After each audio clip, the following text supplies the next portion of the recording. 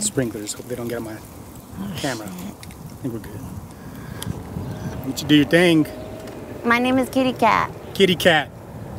So what you got going on over here? I seen you were, does it look like you're drying your clothes out there? Yeah, I was just drying some clothes, you know, taking advantage of this beautiful day right here close by the wilderness and, you know, the gifts that God gives us every day. And He make a use out of it, you know. I feel you. Yeah, you're right on the edge. You got the city on one side and then you got nature on the other side. And you want to go one way or the other. Yeah. So tell me a little bit about yourself. Are you from Albuquerque? Well, my name is Osias. Everybody calls me Kitty Cat. Okay. I was born in Egypt. Egypt? Yeah. How'd you end up here? I was brought over here when I was 2 or 3. Yeah, I was brought over here to be with my mother, Alyssa Janae Flores with the Z, who's passed away now. She committed suicide with Unico. Yeah. And yeah, so rest in peace, Mom. Shout out to Suicide Squad. Anyway. Yep. Joker and, you know, from Suicide Squad. And hey now, Jose, is that you? Lionel we like. So did you say you came, so did you come straight from out of the country to Albuquerque? Don't forget to stop at the In-N-Out in Pennsylvania and Central, bro. Hey, open 24 hours, 7 days a week. Anything you need. Get you in, get you out, get what you need. Yeah. Yeah. So did you come straight to Albuquerque, did you say? Yep, straight to Albuquerque, hit the smoke shop. Yeah? How old are you, if you don't mind me asking, roughly? I mean, you know, babe, in your 20s, 30s, 40s? Something like that. Yeah, all of them? A little bit of everything? I can't tell, you look young. So I'm over 18, babe. Yeah? You know, I know people like to judge me right away because I believe strongly in getting high. Yeah. Yes, that's who I am. That's who I am, babe. This is a Kitty Cat character. Yeah. You know what I mean? But I feel you. Not just a character. I'm a real person. Yeah. And I have feelings, and you know, I love to smoke. I love to smoke Operol, which is actually a big thing. So Operol is a study of meth and heroin and the positive effects they have on physical, psychological, and terminal illnesses. And did you know that there was a study conducted here at UNM hospitals with patients that were diagnosed with COVID.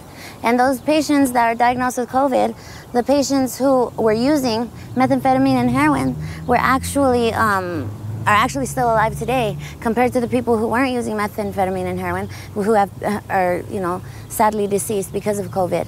So this inspired me to follow through thoroughly with this study. So it's not just the reason for us to get high, but New Mexico and Albuquerque can be known for a breakthrough in medical history as into fighting COVID and saving lives. Or not just here, but in every dimension and every realm. Right. Yep. Yeah, so you're pretty excited that they passed, at least for the marijuana, the bill, it's legal here in New Mexico. You excited about that, or don't really care about it? I mean, you're just gonna do your thing. When it comes down to marijuana, it's not just about me doing my thing. This is about saving lives of everybody. Right. Everybody, you know, beings from, like, I mean, realms and dimensions, like beings from outer space, of places that we don't know of yet. You know what I'm saying? And they're not just aliens, as people say, or extraterrestrials. They're actually people like us, you know? And maybe in our eyes we're a little bit different to them, and you know, their eyes were a little bit different to them, and in our eyes they're different to us, but that doesn't mean that we all don't share life, you know, and God created us all.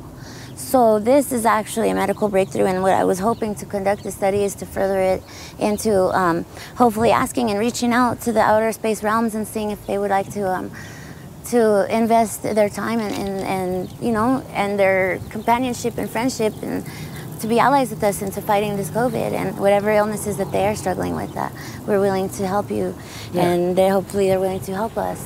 You sound very knowledgeable. Did you did you go to college?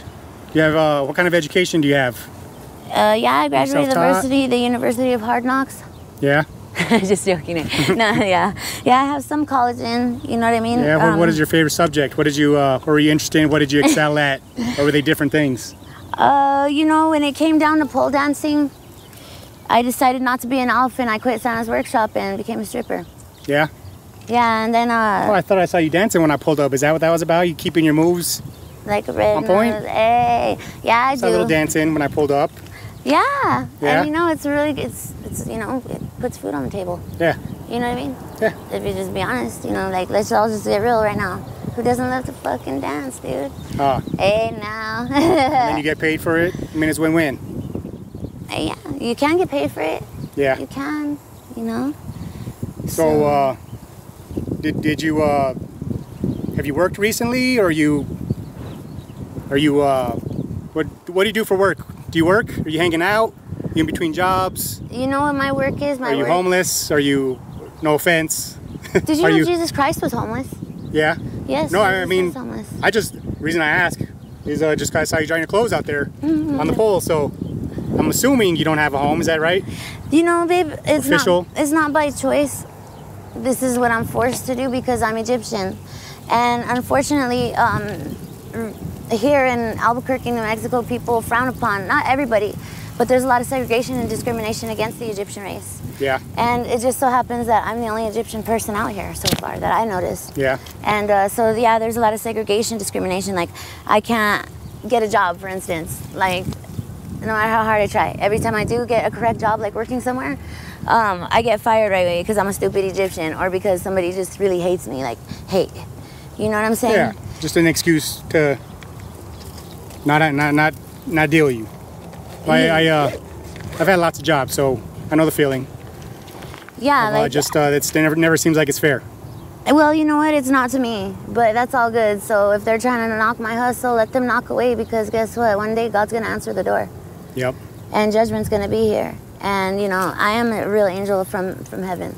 You know what I'm saying? And you guys probably all heard about me, the kitty cat, who lives and dies and comes back and saves lives. And yeah, I'm not a cop. I despise and I hate the cops. You know, I can't stand the cops. You know, I got a police brutality on them for raping me when I was incarcerated. And gang raped me.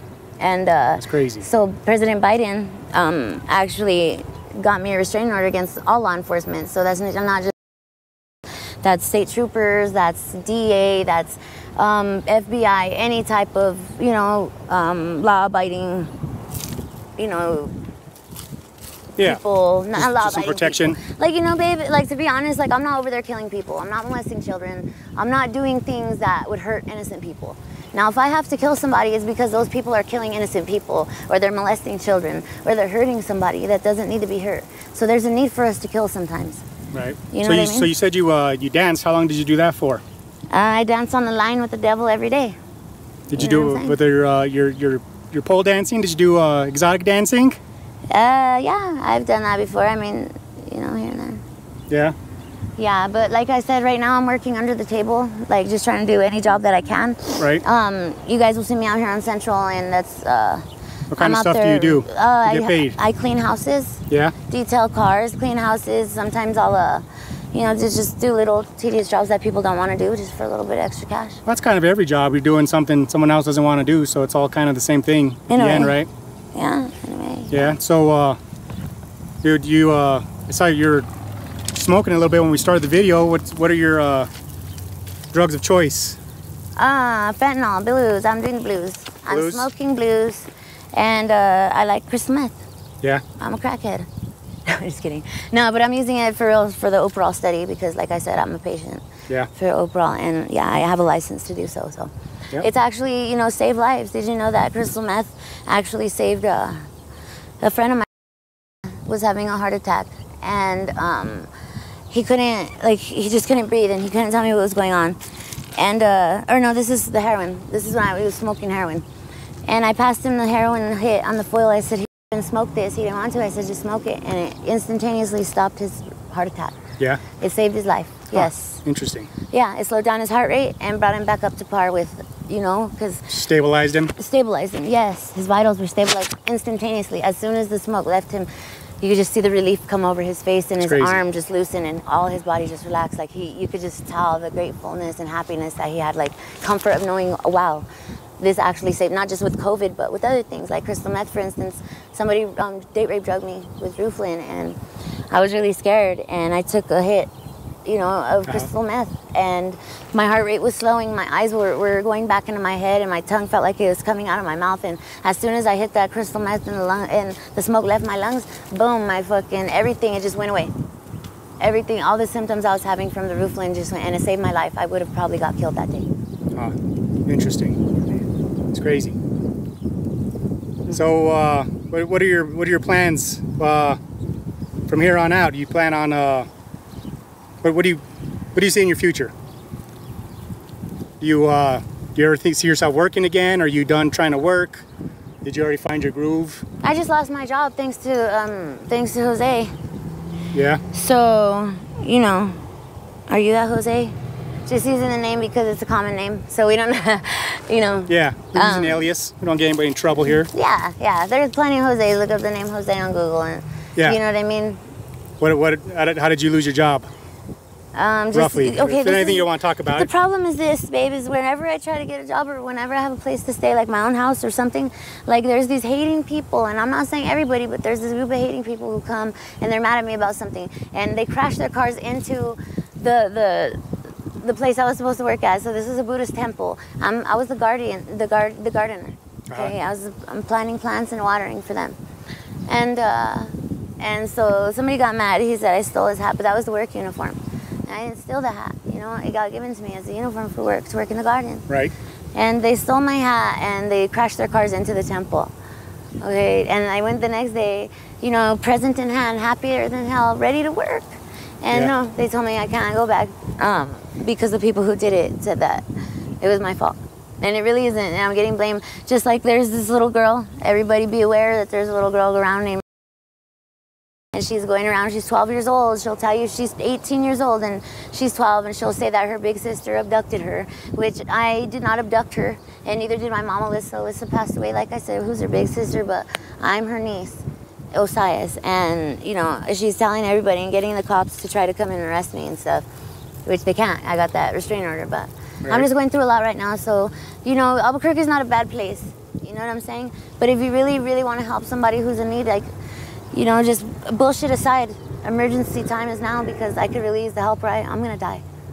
Yeah. Yeah.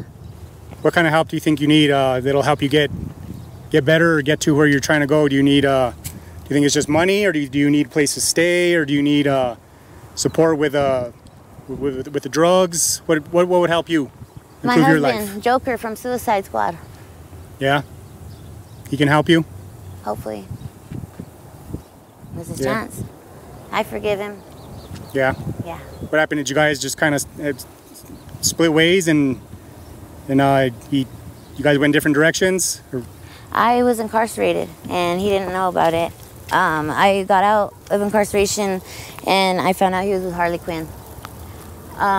This girl, I don't know, they pulled together some Suicide Squad or something. This is I was in prison and he didn't know. I wasn't in Gotham, I was far away. How long were you there? I'm a big time drug dealer. How long were you in prison? Shit, I was in prison for about 5 years. Yeah? Came out, went to look for him, and yeah, he's with this chick, Harley Quinn. Just jumped ship? Well, he didn't know where I was. I bet he thought I was dead. I can't blame him. But like I came out and I found this out, so I kind of just like kept my distance, but now I'm back. And I don't know what he wants to do. Yeah. Yeah. So you just kind of waiting around, seeing if you can reconnect or something? I wouldn't say waiting around, you know, I would just say like... If you cross paths, you see how it works? Hopefully it could still work. Yeah. But if not, I mean, hey now. There's plenty of fish in the sea. Yeah. Do you guys both use? Do we both use? No, I don't know what he does. I haven't talked to him. I haven't got to hang out with him. But yeah, that would be cool for us to try to reconnect, you know? Right. Like, that would make me really happy. Yeah. If he wanted to, I'm not trying to force nobody to do anything, but yeah, we're actually married, so. Yeah. So what do you think overall with do you see a problem with Albuquerque, especially this part of town, you know, with the drug use, the homelessness, etc.? What do you think would fix it? If you had to say something to government officials, how do you think? Do you think there's a way to fix this, or is it already just too far gone that there's no way to fix this? Albuquerque is not a land of the lost. This is a land of potential. This is where we can build. This has potential. All this space is potential. We're not the land of the down. We're not just left behind. This is a place where we can make something here, guys. And you know, Amsterdam is doing really well. Their crime rates are down. They have fucking legal prostitution, legal drugs. They're doing it big, and free medical over there, Amsterdam, bro. So let's all just like keep our heads up. And I don't think drug use is a bad thing because it's saving lives. Yeah, you think they just need to legalize everything and get free health care? I mean, we can test it. I think we should. I think investing in the Oprah study would be something great to invest in. And if I could say anything to government officials, thank you for your patience and thank you for coming over here to give us a chance and our turn to speak, because New Mexico and Albuquerque especially has been feeling really, really segregated from the United States. So now it's like we're on little thing over here, separated from the rest of the world almost. It's like we're almost like we're another Mexico or something, right? We were feeling neglected, but now that Biden's around and you know the government officials are here and we're noticing them and we're grateful. So yeah, things are going to be changing soon.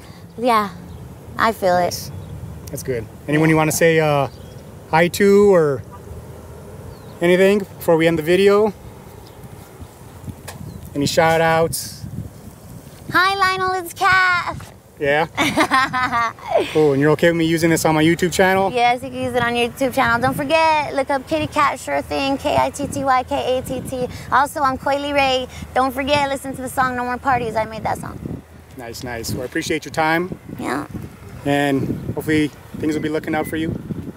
Oh yeah, and then I was going to let you guys know I'm going to start my own reality show. I'm doing casting for that. And then we're going to do a reality show. We're going to do a dating show, hopefully. And then a movie about what lies behind the eyes of Kitty Cat, which is the real story about Alyssa Janae Flores and Osias. Nice, nice. So maybe this video will give that all those projects some momentum. Yes, yes. And most importantly, thanks be to God, glory be to God, honor be to God forever and ever in the heavenly realms. Don't forget, Heavenly Father God, only one. In heaven, Jesus Christ is our Savior. I believe in God. And so if you believe in God, then it's your time to shine too. Sounds good. Thank you. Bye.